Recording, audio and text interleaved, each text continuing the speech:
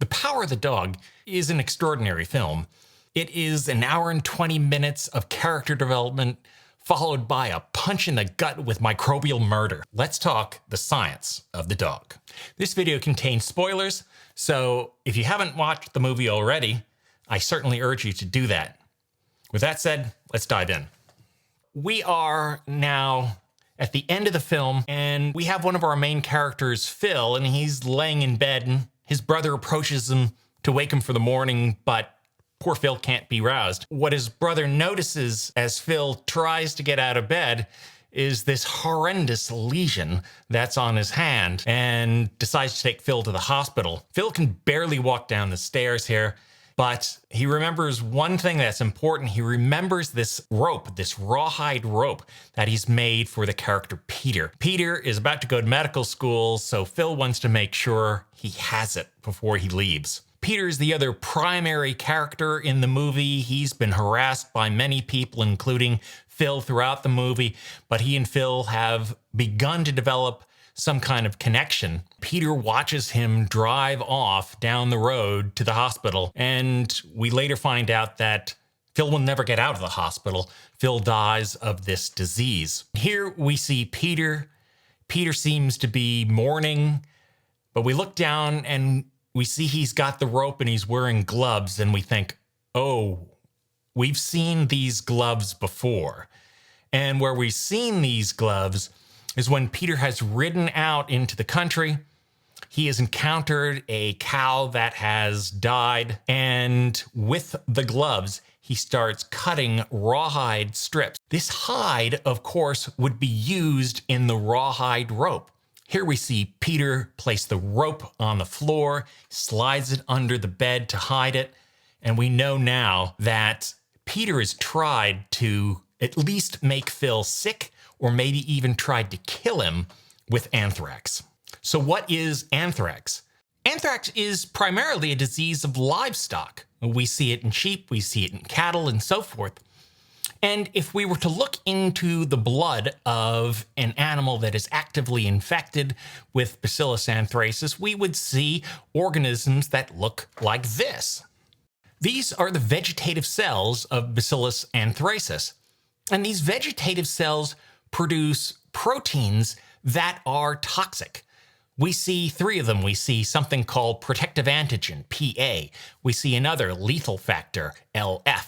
And we see another one, edema factor, EF. These proteins are produced by these vegetative cells, these long rectangles, and they are released into the blood and the tissues of the infected animal. These comprise the anthrax toxin. What is happening is that the protective antigen protein is binding to the surface of cells. We see that at the lower left-hand corner. And it is binding specifically to proteins on the cells of the infected animal. And these proteins are called the anthrax toxin receptor. After the protective antigen binds to the anthrax toxin receptor, another cell protein called furin breaks a linkage in protective antigen, and as a result, protective antigen forms a ring of 7 individual protective antigen molecules, and this forms a doorway. And through that doorway, we can see the lethal factor entering into the cell. We can see the edema factor entering into the cell of the infected animal. The edema factor is going to cause edema. Edema is an accumulation of fluid in the organs, whatever that are affected. It could be the skin, it could be the lung, it could be any type of tissue that is being impacted by this toxin. Also, we have lethal factor, and this cuts a specific protein in the cell of the infected animal called MAPKK, mitogen activated protein kinase. Without MAPKK, the cell dies. The type of anthrax we see in the film is called cutaneous anthrax. Cutaneous anthrax arises when the bacteria are capable of getting into the skin, such as a nick or a cut. And here we see tissues that are strongly impacted by cutaneous anthrax. We also see an individual's neck, and here we have this characteristic black eschar. This is dead necrotic tissue killed off by the lethal factor. And this is really where anthrax gets its name. It comes from that black coal-like lesion. The Greek word for coal is anthracus. And so this disease, which is characterized in its cutaneous form by this black eschar, looks like a piece of coal, and so it's called anthrax. Cutaneous anthrax is a serious disease. If untreated, it can be lethal 20 to 25% of the time. But with antibiotic treatment, and notably early antibiotic treatment, the disease can be controlled. The fatality rate of cutaneous anthrax in antibiotic-treated individuals is as low as about 1%. Still a fairly high number when it comes to disease, but a heck of a lot less than 20 to 25% in untreated cutaneous anthrax. In the film, we see Peter approaching this dead cow. So this is a cow that has died of anthrax. So what are we going to find inside of the tissues of this dead cow? Well, we're not going to see that vegetative cell, that elongated rectangular bacterium that forms chains. What we're going to see is something really quite different. We're going to see spores of Bacillus anthracis. Spores are a type of the cell that is highly resistant to destruction. These can exist drying conditions, wet conditions. They can exist in the sunlight. They can exist in the cold. They're very, very hardy. Bacillus anthracis spores are a natural, nearly perfect biological weapon on their own. They're very small, so they can be aerosolized. They can get into wounds very easily. And that's indeed what we see what happens to Phil. How does this bacterium go from the vegetative form, which is producing lots and lots of toxin, to this spore form, which I like to refer to as an escape capsule? It is the form of a cell that can survive until conditions are better. In this diagram, we see sporulation starting in the upper left-hand corner. It is the 10 or 11 o'clock position on the clock face. The progress is proceeding now counterclockwise. And so we see that by the time we get around the clock face backwards to about 2 o'clock, we see the release of a free spore. Now, these spores are very small. As we can see, they're between 1 and 2 microns in size. So it triggers this process of sporulation. The decrease in the concentration of amino acids, the decrease in oxygen and nutrients within the dying animal, as well as slowly cooling in temperature, these bacteria are going to go through several waves of turning on genes, or several waves of gene expression that will ultimately turn the cell from a toxin-producing, very unstable vegetative form to that extremely stable spore form. The spores are what are on the cattle's hide. It's what's in the cattle's tissue. And so by taking the hide from this cow dead of anthrax, Peter is taking these spores of Bacillus anthracis. And when the opportunity arises, Peter gives Phil these strips of dried rawhide. Phil now wets the rawhide strips, and we see the blood mixing with the water.